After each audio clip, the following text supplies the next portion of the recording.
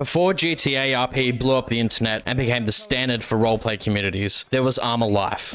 What started as a silly experiment inside a military simulator exploded into one of the most unique online gaming experiences.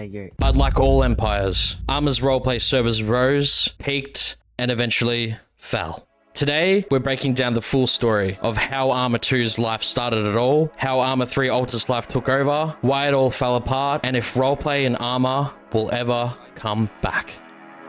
It all started with Arma 2. Well, kind of. Gmod's Dark RP had already been popular for years, letting players mess around as cops, criminals, and civilians in Source Engine maps. But I truly think the start of RP was with Arma 2 Life, as it took things further. With its massive terrains like Pakistan Life and Chinaris Life, it utilized military assets and scripting, which brought roleplay into a scale and seriousness that Gmod couldn't match. Arma 2 Life was one of the earliest civilian life mods, and instead of soldiers and tanks, players became cops, criminals, and ordinary civilians. There were police departments, medic roles, and emerging small economies. Early YouTubers like Frankie on PC in 1080p, I was out there saving lives, and Devil Dog Gamer pull off in one of these side areas. showcased life servers to millions. Frankie's videos in particular gave players a cinematic look at living a double life inside of Arma, with bank robberies, car chases, and courtroom drama. Now, why did it work? Well, Arma 2's open world maps and scripting allowed freedom no other game had. Mods could add jobs, cars, laws, and custom assets. It was clunky,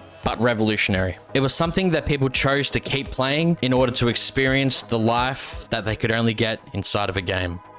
But in 2013, Arma 3 launched, and with it was vastly improved graphics and modding tools. This set the stage for the rise of Altis Life. And this is where things really kicked off. Altis Life became the definitive RP framework built by Tautonic. It standardized systems like police and civilian factions, a working economy, vehicle licensing, housing, and even jail time for crimes. This wasn't just cops versus robbers. It was a full sandbox society. Popular creators like Psy Syndicate, Jack Frags, and Frankie on PC drew millions of views with the dramatic Altis Life stories, often blending comedy fuck you, and high-stakes drama. doing? Has he got a gun?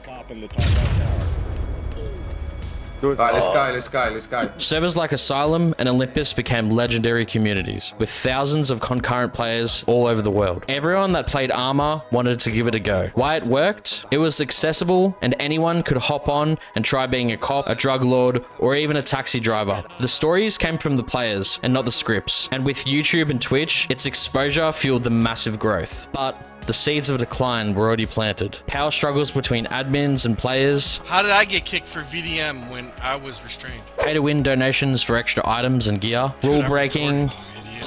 Yeah, RDM.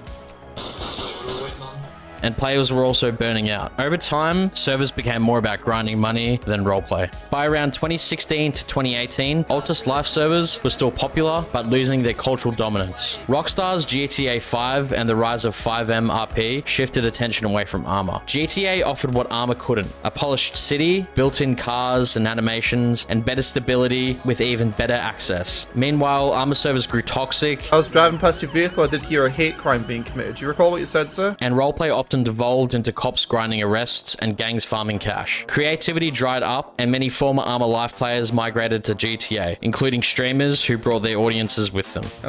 GTA V had already been a huge success, but when 5M launched, it unlocked something special. Just like Arma, 5M allowed server owners to script custom economies, police forces, and jobs. Early servers were messy and full of chaos, but they proved that GTA's polished world was perfect for roleplay. The real turning point came in 2017 with the creation of NoPixel. Founded by an Australian streamer, Coil, it was unlike the open-door chaos of Arma Life. NoPixel enforced strict whitelisting and serious RP rules. This meant that storylines could actually breathe without being ruined by RDM. It wasn't long before Twitch streamers brought GTA RP into the mainstream. Summit1G, already famous for competitive shooters, jumped in and brought tens of thousands of viewers. XQC followed, bringing raw chaos and the drama to the city. Start unloading this bitch, come on! Sykuno showed the softer, more collaborative side. I got it! Whilst Buddha's character Lang Buddha became a legendary, long-time running crime boss. Because essentially they... Are you out of your fucking mind? You said if I had anything illegal on me. What made GTA RP succeed where Arma Life stumbled? Well, GTA offered polished animations, immersive cities, and mechanics that just worked. Driving, shooting, and interacting with the environment was just so much cleaner. It scaled better too, with the entire city instead of just a few major towns. And perhaps more importantly, GTA RP was entertaining to watch. On Twitch, it was improv mixed with gaming, with drama one moment and comedy the next. Of course, GTA had its problems. NoPixel became so dominant that smaller servers struggled for relevance. Streamer drama sometimes overshadowed the roleplay itself, Almost I'm banned. and the barrier to entry was high. Many applications for NoPixel sat in limbo for months, but overall, GTA RP proved that roleplay could go mainstream. Servers upon servers kept popping up, and it became the biggest roleplay community still to this day. It wasn't just a mod anymore, it was a genre-defining shift, and Rockstar even seemed to notice, slowly adding more RP-friendly features to GTA Online. And with that, rumors of GTA 6 hiring the 5M team and collaborating with the roleplay server owners just solidifies what's going to come. For many, GTA RP felt like the natural evolution of what Arma Life had to be. But the question still remains, can Arma, with Arma Reforger and eventually Arma 4, take back that crown?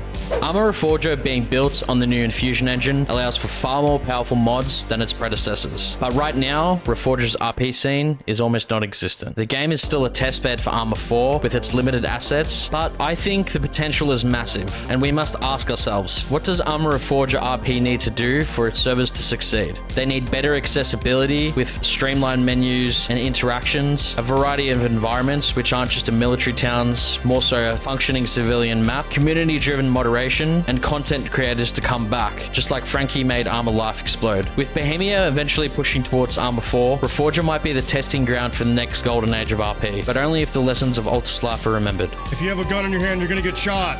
Arma Life roleplay servers may have fallen, but they left behind a legacy that reshaped online gaming forever. Without them, GTA RP wouldn't exist, Twitch might look very different, and the idea of living another life in a digital world wouldn't be nearly as mainstream.